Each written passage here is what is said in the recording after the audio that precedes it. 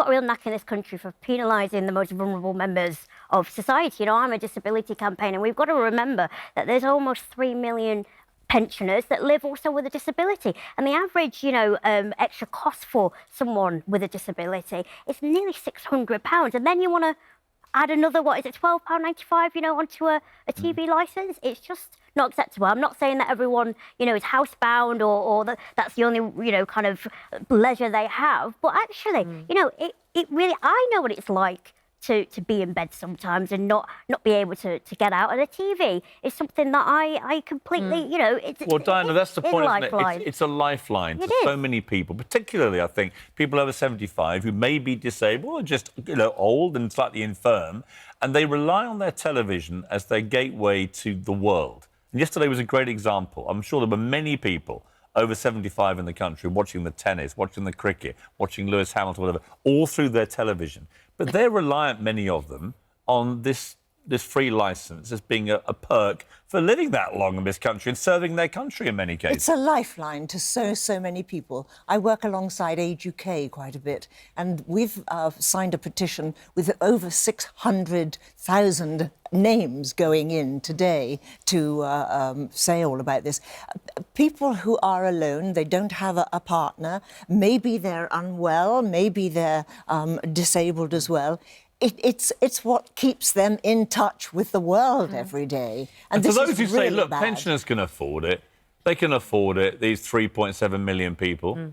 There are many who... Yes, I'm sure she is about to tell us that, but there are many who cannot. And how awful to have to put people through a means test to see whether they can afford it. There is obviously still an opportunity for people to get free licences over 75 if you're in receipt of pensioner credit. The trouble is many people don't claim that benefit, even though they're entitled to it. Yeah. How many of the over 75s do you think actually can afford it, and we should, you know, just accept? Well, I think that if there are issues with people who are in receipt of pensioner credit who are not, or could be in receipt, who are not actually claiming it, the answer to that is to have a big advertising campaign, spread the word. But I think that the principle of universal benefits for pensioners, that traditionally the justification for that was that pensioners were on average less well off than the general population, but that is no longer true. The average pensioner household now has £20 a week, is now £20 a week better off than the average working-age household. Now, I think that some of the justification for this, especially at a time when we know that the baby boomer generation will soon be coming of age and soon be in receipt of, or not in receipt, will soon be requiring very expensive social care with an ever smaller working-age population to foot that bill, I think it's right to ask those who are But here's the problem, Madeleine, I have with this. There's some merit to some of this argument. Obviously, some pensioners can. If you know, some pensions are loaded, right? And the pension credit thing is a really interesting point where 600,000 people haven't bothered to do it. Yeah. Or not haven't bothered, perhaps find the system too confusing. Well, if you're a 90-year-old, doing a pension credit form can be very difficult, right? Exactly. But let me just ask you this. My issue with this is, don't we not have a moral duty to honour this deal? This was a grubby deal between a grubby government and a grubby BBC. Let's be honest. A stain on both of them. They did this deal, though, and the pensioners were assured, as part of the deal, they would get their free licence. And within 4 years, they're being told it's over. It's the betrayal that I hate. To people who've lived all their lives in this country, in many cases, sometimes have fought for this country. We honour the D-Day veterans. And now we're going to make them pay for their TV licence. Do you not have a moral qualm about that? Well, I think that's a good argument for having an exemption for veterans, but the vast majority of over 75s are not veterans. Actually, I think it's 1 million people. But I have to tell you... Well, hang on. I think I'm right in saying 1 million out of 3.7 million are That's what veterans. Tobias Elwood told us, So it's not an insignificant number. It's actually a quarter are veterans. So would you eliminate all those?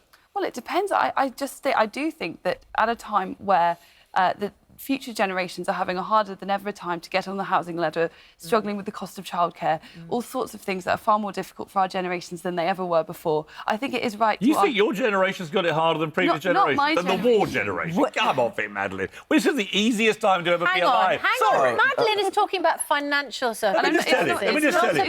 I hear this whining from her this generation hasn't fought a war. I hear this whining. Look, we have it so easy this generation compared to previous generations? In a lot of ways, yes, but in No, some in ways, almost things are every more way. difficult. We're living Certainly longer, in we're terms living of- healthier, there's less poverty, Yeah. there's less war, And this is- less people being But killed. Piers, May I Piers, just- but Piers, with all due respect, our generation didn't fight a war either. I think the point that she's making, Madeline's making, is that Some their of our generation some of our fought wars. generation My fought wars. generation Our certainly several did. Our generation didn't live through a war in our country. Yes. That's the point I'm Yes. making. Right. But I think beyond that, the point that Madeline's making is this, that her generation is probably the first for some time who don't expect to do as well as their parents' generation. However, I think it's a false dichotomy. I think it's not an either or. I think that the pensioners should have their TV licence funded, and I think that more should and could be done with the tax system. Why do you to blame help the younger government, given people. the BBC agreed to the deal? The reason I blame the government is because of this, and I'm sure that you know this as well. When it comes to charter renewal, previous governments had suggested and forced things on the BBC, like moving to the regions, which I think was a good thing. What the government basically forced the BBC to do was accept this or lose their charter. There would be no BBC if they didn't say... No, it wasn't. That wasn't the agreement. No, that wasn't the agreement. That wasn't the agreement. No, we don't... Tony Hall, who runs the BBC, said after this deal was done, this is a good deal for the BBC. He liked the deal. Well, he thought it was a deal that they would benefit from. Tony Hall could not possibly have thought that, because to do this... He said it. No, but listen... He didn't just think it, he said it. To do this cost £745 million. Yeah. It's a fifth of the to BBC's cut budget. the top talent at the BBC. If you got rid of all 63... Do you know what the BBC All right. spends? let David- let David wait. finish I'm If you've got- questioning no, your if you've statement. got- Do you if know you- what the BBC spends on copies of the Guardian newspaper every year? Or taxis? Let right? me tell you. Let me tell you. I think it's 150 executives there get over 150 grand a year. But the point It's unbelievable. The point is, if everybody at the BBC, including presenters, had a top rate of 150 grand and nobody had more than that, and they got rid of the 63 who are their contract people, they would still save less than £20 million. It costs £745 And I million. suspect that Where if would the the other BBC £725 million come if from? the BBC cancelled its subscription to The Guardian, I'm not sure it would save £745 You know what? million. Every little helps. That's where I'd immediately start, I can tell you. But Piers, the point is, for me, the government and the Even BBC... Madeline would agree with me about that. That's why I think that wealthy pensioners should pay for their winter fuel allowances and pay for their TV licences, because every little helps. I don't You're agree. talking I'll tell just you, about the wealthy ones. yes, I but- can assure you, I'm an 80-year-old. I'm fairly Are you fit. really? and healthy. Yes, I am. I know. I'm fairly fit and healthy. I want whatever But you've I've- been drinking Yeah. and eating. But I've got a lot of friends who are not as well as I am, a lot of people who live alone, and this television is their lifeline. It is their It's their lifeline. I agree. window on By the way, world. we owe these pensioners something. Yes. Of Yes, course we we do. do. They have And contributed this to this generation- country for over 75 years. Exactly. David, do you know Yes, what? and A the- lot and of, the- and whenever all of- when we talk about this, a lot of people do say, if we put an extra £1 on everybody's licence fee, Yeah. you know, if everybody who could afford it just paid a little bit more, is that not an option? I think it's an option, but I think, again, it's missing the point. Since 2000, the government have paid this. The government simply want to get this off the books and pass The it to somebody BBC else. agreed. Piers... Agreed a deal. Piers, Boris Johnson has promised things that cost $15 billion. Yeah. Therefore, they can find But here's the difference. $745 million if they want All to. right, let's they go. just You know don't what? want It's to. a good debate. I want the final words to go back to June. Yes. June, you are one of these pensioners. You've heard this debate that's raged here. What is your final view? What would you like to say to the people concerned? Well, Piers, what I'd really like to say is, why should anybody pay to have a TV receiver in their home? I mean, if it comes to it, I'm prepared to go to prison before I'll pay this. And also, another option I have is I will have to get rid of the TV, or if I had to pay this licence, I would have to cut something else out of my life. I live alone. I have a little property I live in, and it's very costly to look after yourself. We still have to pay the same prices as everyone else. But thank you so much for keeping this problem of ours alive. Well, you know what, June? We're going to keep the fight going because it's exactly for people like you.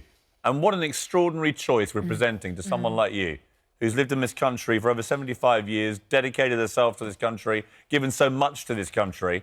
And now those are your options. Get rid of your TV, go to prison, Or sacrifice something else. or sacrifice something else like food or drink. Yeah. I mean, what are we doing in this country?